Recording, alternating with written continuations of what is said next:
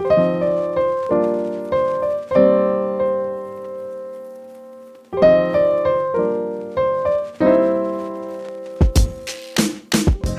para pecinta film, gimana kabarnya nih? Mudah-mudahan baik-baik aja ya. Kembali lagi bersama Amuba Movie yang akan merekap alur cerita film.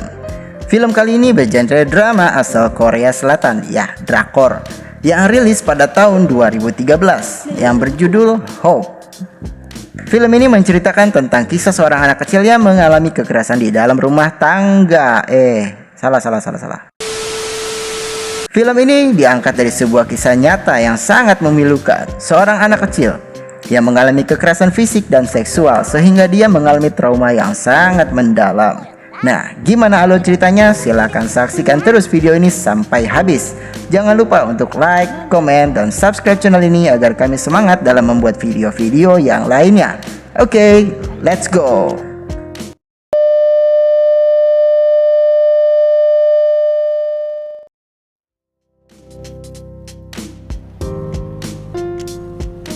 Im So Won, seorang anak perempuan berusia 8 tahun, sedang bersiap-siap diri untuk berangkat ke sekolah. Mi Hye adalah ibunya So Won. Pekerjaan sehari-harinya yaitu menjaga sebuah toko kelontong di pinggir jalan. Dan Dong Ho, ayah dari So Won, dia adalah pekerja pabrik yang harus bekerja tepat waktu. Karena kesibukan orang tuanya, Im So Won menjadi sesosok anak yang mandiri.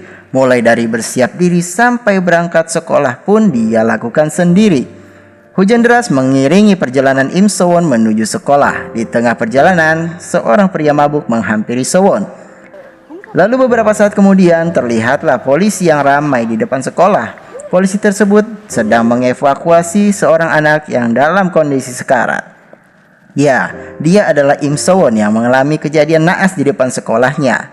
Im So Won mengalami kekerasan fisik serta seksual sehingga dia harus dilarikan ke rumah sakit. Orang tua So Won pun datang dan betapa terkejutnya mereka melihat kondisi anaknya yang berlumuran darah. So Won harus menjalani operasi karena mendapatkan luka yang serius di bagian anusnya. Dokter pun berkata luka yang dialami So Won sangatlah parah. Untuk menyelamatkannya hanya ada satu cara, yaitu mengangkat anusnya si Im So Won lalu dibuatkan anus buatan di sekitar perutnya.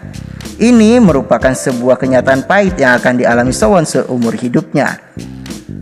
Operasi berjalan dengan lancar. So Won pun sudah sadar dan Dong Ho pun mendatangi lalu berbicara dengan So Won. Yang luar biasanya di sini adalah So Won malah menanyakan gimana pekerjaan ayahnya saat berbincang. Sebagai orang tua dari Im So Won, mereka pun sangat terpukul melihat anaknya. Bahkan sang ibu yaitu Mi Hye menyalahkan dirinya sendiri karena Mi Hye tidak mengantar So Won ke sekolah. Ditambah lagi dialah yang menyuruh Im So Won untuk melewati jalan besar. So Won sudah dalam kondisi sepenuhnya sadar. Polisi pun datang untuk menanyakan siapa pelakunya kepada So Won. Dan ya, ternyata pelakunya adalah seorang residivis bernama Choi. Dia ditangkap lalu diinterogasi. Berita tentang Im So Won pun viral, muncul di berita nasional. Nah, kalau Anda sudah viral, pastinya Anda akan dikejar-kejar oleh wartawan. Ya, ini terjadi pada Im So Won. Sedang dalam masa perawatan, mengalami beban mental dan sekarang dikejar-kejar wartawan. Cakep. Karena banyaknya guncangan, anus buatan So Won pun bocor. Dong Ho sebagai sang ayah mencoba mengatasinya sendiri, tetapi di sini akhirnya kita mengetahui bahwa Im So Won mengalami sebuah trauma. Ya, karena pada saat Dong Ho membuka pakaian So Won malah teringat kembali dengan kejadian yang menimpanya. So Won pun shock dan tidak dapat mengatur nafasnya dengan baik. Untungnya tim medis datang lalu menyelamatkan So Won. Di saat Mi Hye sedang mencari pertolongan, dia jatuh pingsan. Karena Mi Hye ini ternyata dia itu sedang hamil. Untungnya kondisi Mi Hye dan bayinya itu baik-baik aja guys. Kejadian So Won pun banyak mengundang perhatian, terutama dari orang yang berada di sekitar keluarganya. Nah, di sini kita mengetahui sebuah kenyataan bahwa Mi Hye ini sebenarnya tidak begitu akur dengan teman-temannya. Mi Hye itu sering mendapat perlakuan yang gak pantas dari teman-temannya. Kayak gini ya contohnya, si Mi Hye ini diajak main, tapi malah dikerjain. Kalian simpulkan sendiri pokoknya ya. Tetapi dengan kejadian ini malah membuat semuanya itu peduli terhadap Mi Hye. Dengan mengikuti arahan Song Jung Sok dari sebuah lembaga yang bernama Sunflower Center, mereka pun akhirnya bekerja sama untuk menghibur Sowon. Seperti menghibur dengan menggunakan kostum karakter animasi yang disukai Sowon, yaitu Kokomong.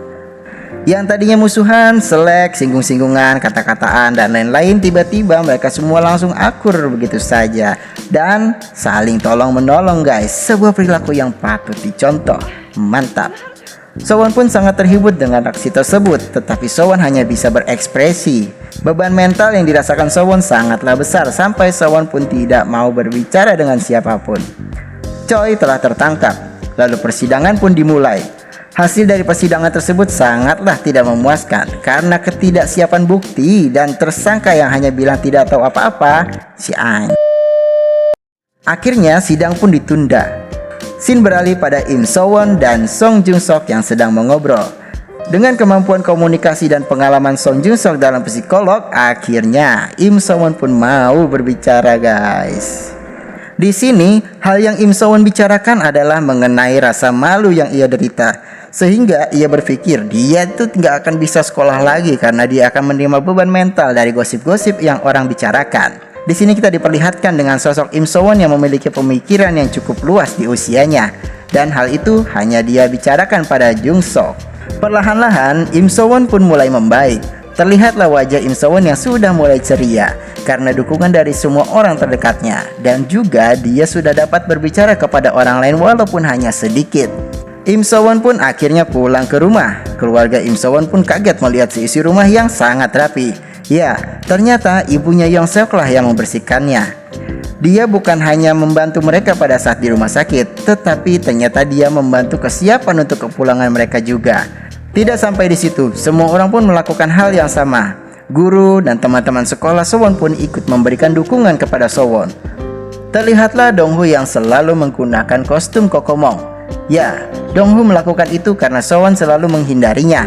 Ditambah lagi, Donghu juga ingin selalu menghibur Sowon karena Sowon akan tersenyum jika melihat kostum tersebut. Nah, keadaan mulai berubah nih guys. Orang tua dari Sowon yang asalnya cuek dan mementingkan kesibukannya sendiri, sekarang sudah sangat perhatian dengan Im Sowon. Dan Sowon pun sudah tidak menghindari ayahnya lagi.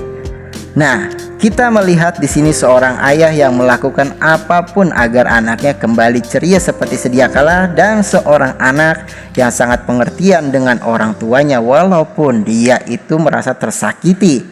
Persidangan pun kembali dibuka. Bedanya, dalam persidangan kali ini Im Sowon hadir bertindak sebagai saksi.